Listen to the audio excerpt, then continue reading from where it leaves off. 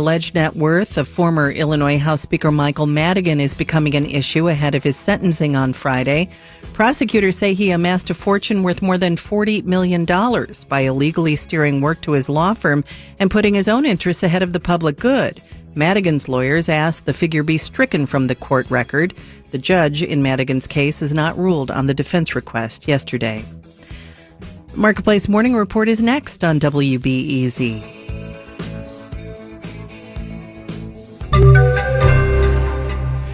Is all this borrowing by Congress on track to become what one famous investor calls a bond market heart attack? Marketplace Morning Report is supported by Amazon Business, committed to business buying solutions to empower leaders to streamline and focus on growth. Learn more about smart business buying at amazonbusiness.com. I'm David Brancaccio in Los Angeles. The big tax cutting and program cutting bill getting hammered out in Congress is not on track to be a free lunch. The Congressional Budget Office calculates it would add $2.4 trillion to America's budget deficit over 10 years, even more if you factor in interest on the debt. Now, a billionaire investor who takes a very long view of how the government borrows worries the wheels could come off this thing if Congress doesn't start making harder choices quickly. Ray Dalio is founder of the biggest of hedge fund firms, Bridgewater Associates. His latest book, just published, is called How Countries Go Broke, subtitle The Big Cycle. Mr. Dalio, good to reconnect here. It's good to be back. You and I have talked about this before, Ray. There are business cycles, boom and recession, every, 6 years or so. Administrations come and go, borrowing more, maybe borrowing less. But you're more concerned with what you see as the long debt cycles. Do you see us as getting close? Are we at one of these inflection points for the big cycles? Yes, we're approaching the inflection points, and let me describe what that's like. The big cycle is when debt and debt service rise relative to incomes.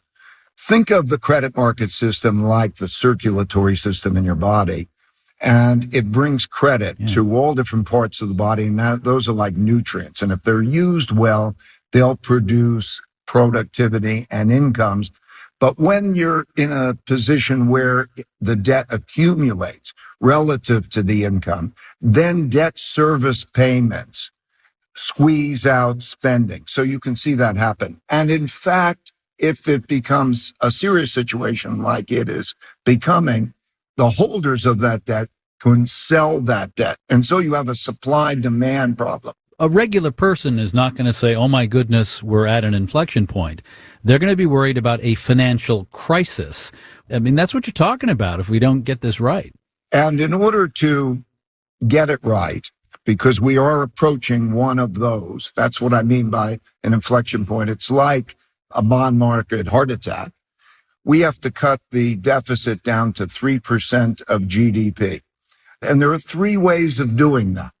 The first, of course, has to do with taxes, tax revenue, not necessarily tax rates, but tax revenue. Number two is spending. And number three are interest rates. If you cut those expenses down or cut the budget deficit down to about 3% of GDP, you will have interest rate relief, and all three can work for a sustainable situation. These processes are certainly not happening in a vacuum. There's kind of a dialogue between the markets and maybe policymakers. Let me put it this way. Could it be argued that the main check on executive power in America, the president's power, you could say is the bond market these days, because the bond market calls it as it sees it? Yes, certainly, and unfortunately, because when that happens is the worst possible time to try to deal with it. In other words, it's to have the heart attack and then to be trying to deal with it. When you see the bonds go down at the same time as the dollar weakens, and you see gold prices going up, and you see stock prices going up, that is reflecting the withdrawal of capital from the bond market.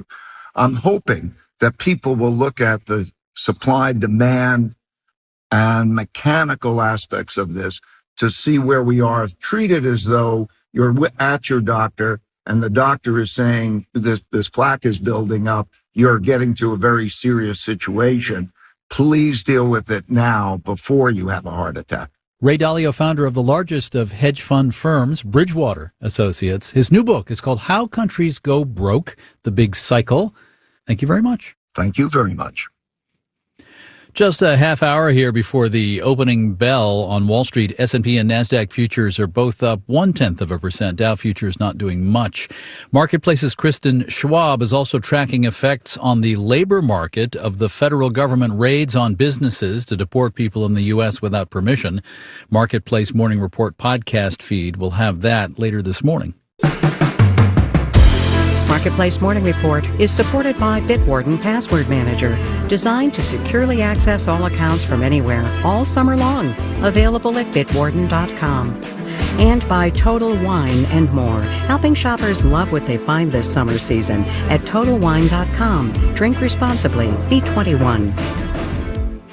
College athletes are about to get paid. After over a decade of litigation, a federal judge has signed off on an arrangement allowing schools in the top conferences to make direct revenue-sharing payments to athletes. Each school can pay out about $20.5 million a year to start, and players of some sports will get the lion's share. Here's Marketplace's Savannah Peters. The NCAA was founded on amateurism, but players argued that model was exploiting them in an era when media rights for big-time college sports can fetch billions.